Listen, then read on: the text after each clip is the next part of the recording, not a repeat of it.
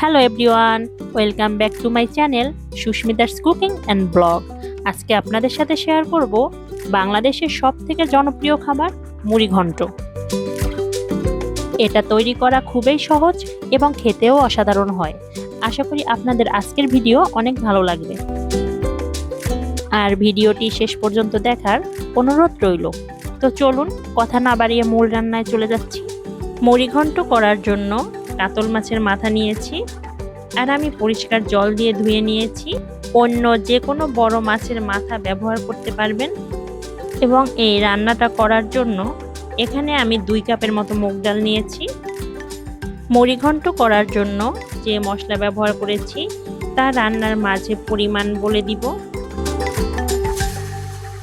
এখন মাছের মাথা মাখানোর জন্য প্রথমে আমি 1 চামচ হলুদ ও সামান্য লবণ দিয়ে খুব ভালোভাবে মেখে নিচ্ছি। আমার মাখানো শেষ হলে আমি এক পাশে রেখে দিচ্ছি।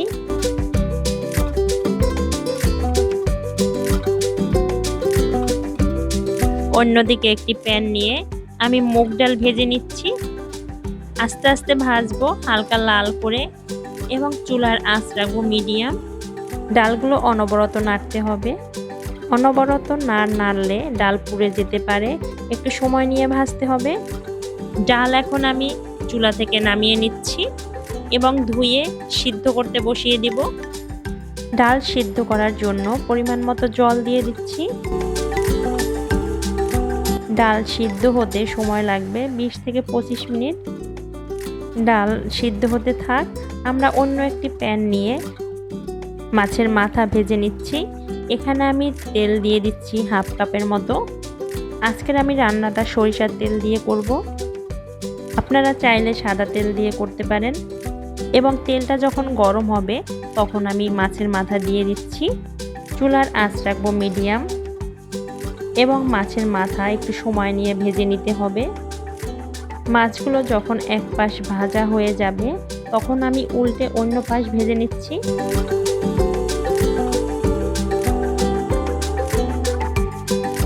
আমি একটু সময় নিয়ে মাছের মাথাগুলো ভেজে নিচ্ছি, এবং মাছগুলো ভাজা প্রায় শেষ।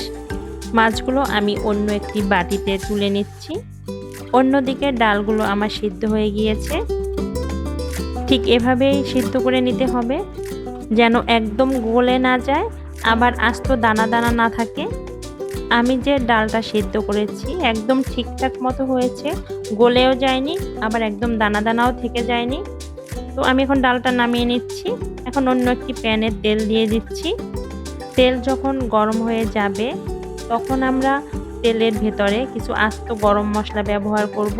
প্রথমে দিয়ে দিচ্ছি 3-4টে তেজপাতা, এরপরে দিয়ে দিচ্ছি দারচিনি 3 থেকে 4 টুকরা, এলাচ দিয়ে দিচ্ছি 4-5টা। এই গরম মশলা তেলে আমি কিছুক্ষণ নাড়াচাড়া করে নিব। যখন দেখব মশলার গন্ধটা তেলে ছড়িয়ে পড়েছে তখন আমি দিয়ে দিচ্ছি 1 কাপ পেঁয়াজ। পেঁয়াজগুলো আমি এখন কিছুক্ষণ নাড়াচাড়া করে নিচ্ছি আর একটু লাল লাল করে ভেজে নিচ্ছি। যখন পেঁয়াজ একটু লালচে করে ভাজা হবে তখন আমি দিয়ে দিচ্ছি রসুন। আমি এখানে রসুন কুচি দিয়ে দিচ্ছি। আমি রসুন বাটা ব্যবহার করব না। রসুন আমি একটু লালচে করে ভেজে নিব, এবং যখন দেখব রসুনের গন্ধ ছড়িয়ে পড়েছে তখন আমি দিয়ে দিচ্ছি আদা বাটা। এখানে আমি 2 টেবিল চামচের মতো আদা বাটা ব্যবহার করব।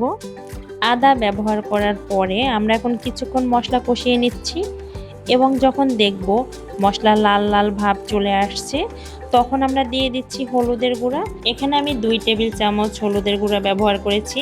আমি এখন স্বাদ মতো লবণ দিয়ে দিচ্ছি। মরিচের গুঁড়া দিয়ে দিচ্ছি 2 টেবিল চামচ। আমি এখানে কাশ্মীরি মরিচের গুঁড়া ব্যবহার করেছি। এখন আমি এই মশলা কিছুক্ষণ কষিয়ে নিচ্ছি।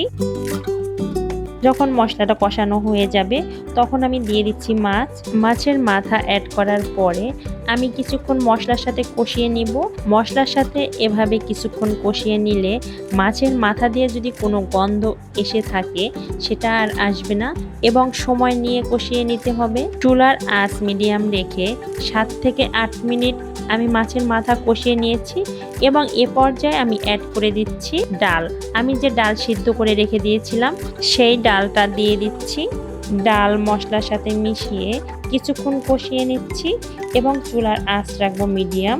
যখন দেখব ডাল খুব ভালোভাবে মশলার সাথে মিশে গিয়েছে তখন আমরা দিয়ে দিচ্ছি ধনিয়ার গুঁড়া।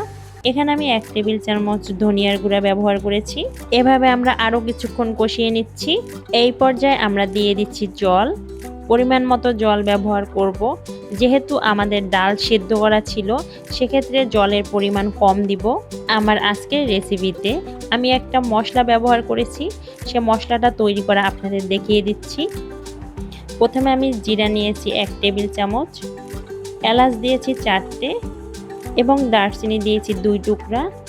এই মশলাটা ভেজে ব্লেন্ডারে আমি একটা মশলা তৈরি করে নিয়েছি। এই মশলাটাই আজকে আমি রান্নায় ব্যবহার করব।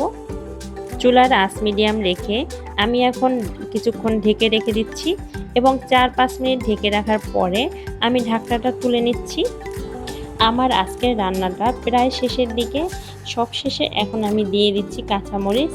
এখানে আমি 4-5টা কাঁচামরিচ কেটে দিচ্ছি এবং আমি যে মশলাটা তৈরি করেছিলাম সে মশলাটা আমি এখন দিয়ে দিচ্ছি। এখানে আমি 2 টেবিল চামচ মশলা ব্যবহার করেছি। এখন আমি ডালের সাথে মশলাটা খুব ভালোভাবে মিশিয়ে দিচ্ছি। আমার রান্নাটা একদম শেষের দিকে। সব শেষে দিয়ে দিচ্ছি 1 চামচ ঘি। ঘি ব্যবহার করার পরে আমি এখন চুলা থেকে রান্নাটা নামিয়ে নিচ্ছি। আমার রান্না একদম শেষ। মুড়ি ঘন্টের কালারটা অনেক সুন্দর হয়েছে। আপনারা আমার এই রেসিপি দেখে বাসায় একবার ট্রাই করবেন। আশা করি আজকের রেসিপিটা আপনাদের অনেক ভালো লেগেছে। আজকের পর্বটি আপনাদের কাছে যদি সহজ লেগে থাকে তাহলে অবশ্যই আমার চ্যানেলটি সাবস্ক্রাইব করে আমার পাশে থাকবেন। আজকে এই পর্যন্তই। দেখা হবে নতুন কোনো ভিডিওতে, নতুন কোনো সময়। সেই পর্যন্ত সবাই অনেক ভালো থাকবেন এবং সুস্থ থাকবেন। Take care.